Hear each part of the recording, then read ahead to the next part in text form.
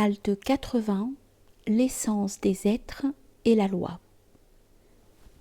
Parmi les traditions avérées, il y a celle-ci. Pas d'émigration après la victoire, mais de l'effort et de l'intention.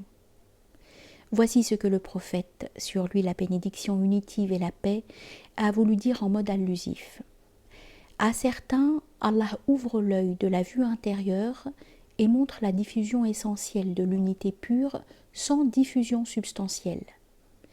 Il leur fait voir comment la moindre réalité repose sur celui qui a la réalité par soi, et que la réalité divine est en toute chose, sans localisation, sans union de deux essences différentes. Pour ces derniers, il ne convient pas et il n'est pas normal de délaisser quoi que ce soit des créatures par dédain, mépris ou en la considérant comme abjecte.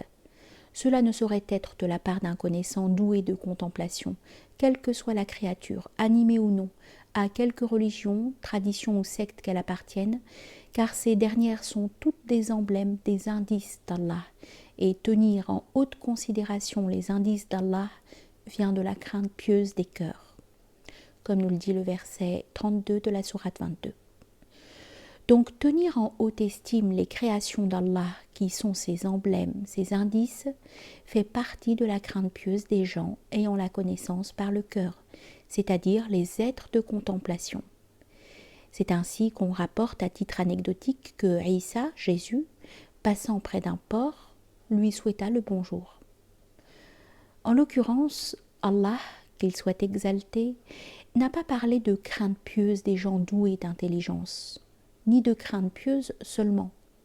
Cependant, malgré cette contemplation, malgré le fait qu'il ne faut pas délaisser quoi que ce soit par mépris ou dédain, il est nécessaire de combattre et d'avoir une intention, une orientation, autrement dit de produire un effort dans un but donné permettant d'unir la contemplation de la réalité fondamentale à la mise en pratique des lois du législateur.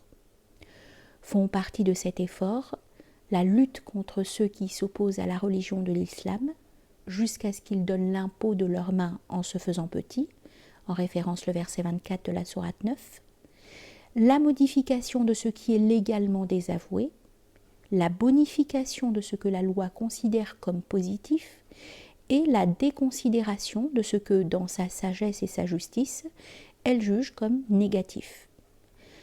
Allah, qu'il soit exalté, en effet, déclare à ce connaissant contemplant, par la bouche de son envoyé, « Si tu me vois revêtu des états des gens voilés, frappe-moi à la nuque.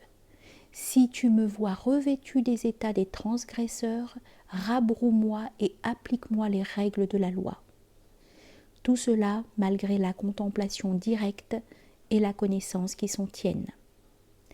C'est là la chose la plus pénible et qui afflige le plus profondément les connaissants.